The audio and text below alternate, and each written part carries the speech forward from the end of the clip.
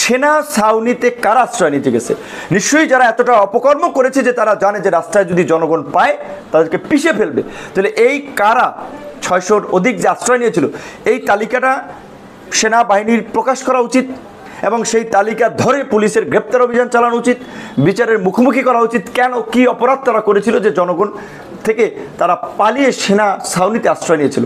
তো এই পদক্ষেপগুলো যদি না নেওয়া হয় তাহলে কিন্তু দেশকে অস্থিতিশীল করবে এবং সরকার একটা বিপদের মুখে পড়বে, সরকার টিকতে পারবে না। এখন ধরেন ইউনূস স্যারের মতো ব্যক্তি অত্যন্ত ভদ্র, বিনয়ী এবং তার যে অবস্থান, তার যে মর্যাদা, বাংলাদেশের মতো তৃতীয় বিশ্বের যে কোনো রাষ্ট্রের প্রধানের চেয়ে তার মর্যাদা বর্তমানে অনেক উপরে।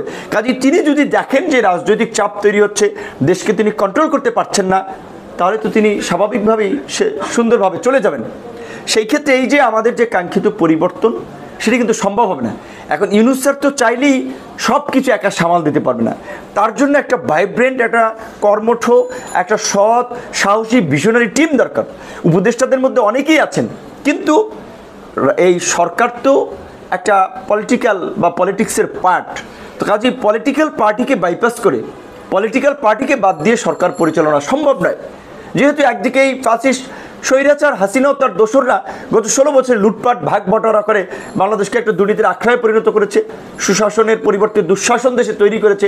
কাজে এখন এই সরকারের দায়িত্ব হবে যে গত 16 বছরে তারা গণতন্ত্র, ভোটাধিকার পুনরুদ্ধারের লড়াই সংগ্রাম করেছে, সুশাসন প্রতিষ্ঠার অঙ্গীকার নিয়ে যারা মানুষের কাছে রাজনীতি করেছে, আন্দোলন করেছে, ত্যাগ স্বীকার করেছে, তাদের সমন্বয়ে এই সরকারের একটা জাতীয় ঐক্যের বা জাতীয় রাজনীতিরও চেহারা দেওয়া। এখানে যদি বিভিন্ন রাজনৈতিক দল থেকে আরও 2-4 জন থাকে তাহলে কিন্তু সরকারের শক্তিটা বাড়বে। তো এই রাজনৈতিক সমর্থনটাও যদি আনকন্ডিশনালভাবে সরকারের সাথে থাকে তাহলে কিন্তু সরকারকে আর কেউ ঠেকাতে পারবে না।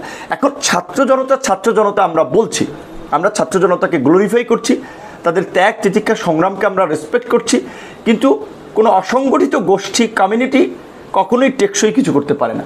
এই যে ছাত্র জনতা, ধরেন ছাত্রদের কথায় আন্দোলনে, এখানে ছাত্র অধিকার পরিষদের নেতাকর্মীরা ছিল, ছাত্র দলের নেতাকর্মীরা ছিল, ছাত্র শিবিরের নেতাকর্মীরা ছিল, সাধারণ ছাত্ররা ছিল। কাজে এই সাধারণ ছাত্ররা কিংবা রাজনৈতিক দলের নেতাকর্মীরা সবসময় কিন্তু এই বৈষম্য বিরোধী ছাত্রদের ডাকে রাস্তায় আসবে না, কিংবা ছাত্র জনতার ডাকেই রাস্তায় নামবে না, কারণ তারা একটা নির্দিষ্ট রাজনৈতিক আইডিওলজিতে বিলিভ করে। আর সাধারণ জনগণ ডেইলি কিন্তু আন্দোলন সংগ্রামে আসবে না, সপ্তাহে আসবে না, মাসে আসবে না। এই যে একটা রিয়ালিটি, তারা যখন একটা মোমেন্টাম ক্রিয়েট হয়, যখন একটা সেন্সেশন ক্রিয়েট হয়, তখন তারা কিন্তু রিয়্যাক্ট করে বা রাস্তায় নামে।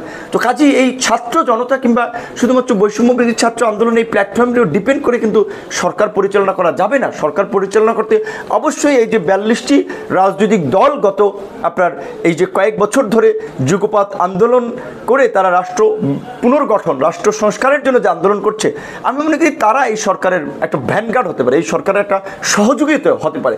তার জন্য এই রাজনৈতিক দলগুলো থেকেও আমি মনে করি যে কয়েকজন উপদেষ্টা নেওয়া দরকার। সরকারের দুটো প্রধান চ্যালেঞ্জের মধ্যে রাজনৈতিক স্থিতিশীলতা ও আইন শৃঙ্খলা পরিস্থিতি স্বাভাবিক করা যেমন একটা চ্যালেঞ্জ, এবং অর্থনৈতিক পুনর্গঠন কিংবা অর্থনীতি সচল করা একটা চ্যালেঞ্জ।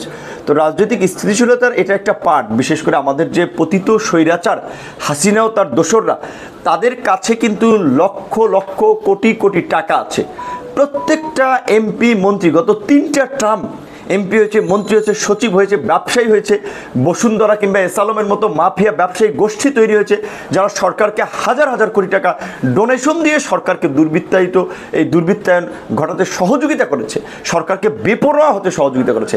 কাজেই এই মাফিয়া ব্যবসায়ীদের বিরুদ্ধে যদি ব্যবস্থা না নেওয়া হয়, এই দুর্নীতিবাজ আমলা এমপি মন্ত্রীদের বিরুদ্ধে যদি পদক্ষেপ না নেওয়া হয়, তাহলে এই যে এদের কাছে টাকাগুলো আছে, এই টাকা কী করবে? তারা এই পতিত স্বৈরাচারকে পুনঃস্থাপন করার কাজে ব্যয় করবে।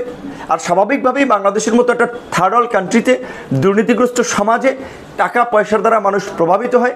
কাজেই এই যে কালো টাকা উদ্ধারে যদি অভিযান না চালানো হয়, দুর্নীতিবাজ, অসৎ, দলবাজ, আমলা, সরকারি কর্মকর্তা কর্মচারী এবং বিনা ভোটের এমপি, এদেরকে যদি গ্রেপ্তার করে বিচারের মুখোমুখি করা না হয়, তাহলে কিন্তু এরা সরকারকে অস্থিতিশীল করবে।